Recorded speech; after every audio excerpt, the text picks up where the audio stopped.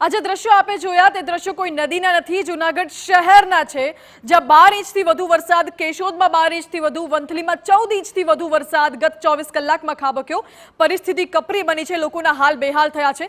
અમારા સંવાદદાતા ત્યાં ઉપસ્થિત છે મોહિત, જૂનાગઢમાં કેવી પરિસ્થિતિ જોવા મળી રહી છે, ક્યાં કેટલો વરસાદ ખાબક્યો અને શું હાલ છે અત્યારે ત્યાં?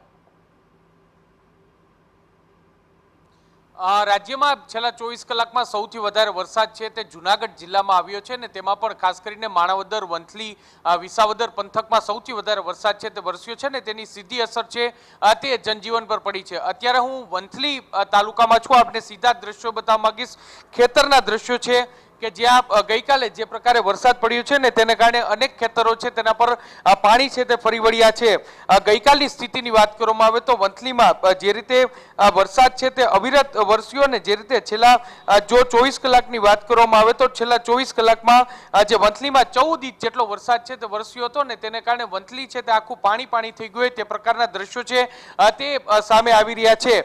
જો જૂનાગઢ જિલ્લાની વાત કરવામાં આવે તો જૂનાગઢ જિલ્લામાં વંથલીમાં 14 ઇંચ, વિસાવદરમાં 13 ઇંચ વરસાદ, જૂનાગઢ શહેરમાં 11.5 ઇંચ વરસાદ છે તે પડ્યો છે। આ ઉપરાંત કેશોદમાં 10 ઇંચ અને માણાવદર તાલુકામાં જે પ્રકારે જે વરસાદ છે તે વરસ્યો છે તેને કારણે 17 જેટલા ગામ છે તે સંપર્ક વિહોણા છે તે થઈ ગયા છે। આપ જે પ્રકારે દ્રશ્ય જોઈ રહ્યા છો કે ખેતરમાં જે મગફળીનો પાક હતો ત્યાં પાણી છે તે ફરી વળ્યા છે। આપણી સાથે અહીંના કેટલાક સ્થાનિક લોકો છે, આપણે તેની સાથે વાત કરીશું। શું કહેશો આપ, ગઈકાલનો જે વરસાદ હતો કયા પ્રકારનો વરસાદ હતો, શું સ્થિતિ હતી ગઈકાલે?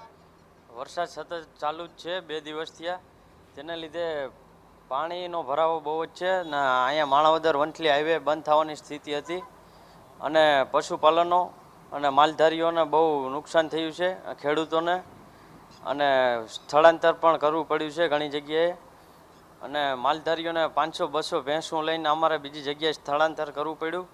એના માટે સરકારને વિનંતી કે કોઈ ઊંચાણવાળી જગ્યાએ કોઈ પશુને રાખવા માટે વાડા ફાળવી આપવામાં આવે એવી વિનંતી। સ્પષ્ટપણે માલધારી પણ આપણી સાથે છે, શું કહેશો ગઈકાલે શું સ્થિતિ હતી અને કેટલા પશુ તમારા તણાયા? કાલ અમારા 40 પશુ છે ને મેં છોડ્યા ને એટલે પાણી આવી ગયું, એમાં તણાણા ભેગો હું તણાણું, પછી થોડાક લગી હું ગયો, પછી હું નીકળી ગયો ને ભેહું જવા દીધી ગાયું ને। કેવો વરસાદ? બહુ વરસાદ પડી ગયો રાતનો જૂનાગઢ માટે ને। આપણી સાથે અન્ય પણ સ્થાનિક લોકો છે, શું કહેશો આપ, શું ગામની સ્થિતિ છે, કેટલો વરસાદ પડ્યો છે, ખેતરોની સ્થિતિ શું છે?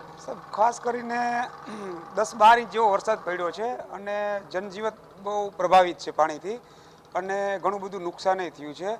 આજુબાજુ વિસ્તારમાં માલધારીઓને જે ભેંસું ગાયું છે એ પણ તણાઈ ગયું છે, એના રીતે સલામત નીકળી ગયું, પણ ઓચિંતો વરસાદ અને સતત 2-3 દિવસથી વરસાદથી જનજીવન વંથલી માણાવદરનું ખૂબ જ પ્રભાવિત છે। અને મારું ગામ પીપલાણા છે, રસ્તામાંથી અમારે હું તો અત્યારે ત્યાં જ જાઉં છું પીપલાણા હાલમાં, ફોન આવ્યો એટલે, અને ત્યાં સાહેબ બહુ ખરાબ પરિસ્થિતિ છે, ખરેખર તમે ત્યાં જો આવો તો ખ્યાલ આવે પીપલાણાનો।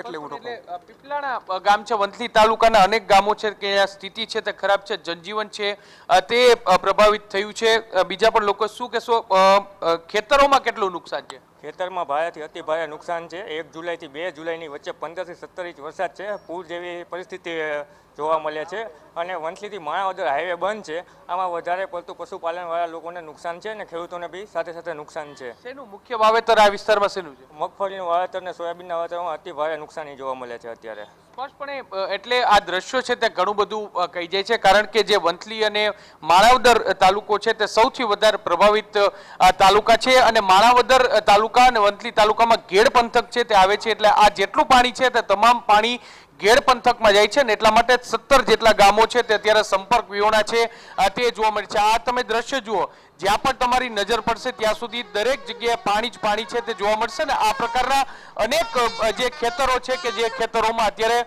પાણી છે તે ભરાયેલા છે।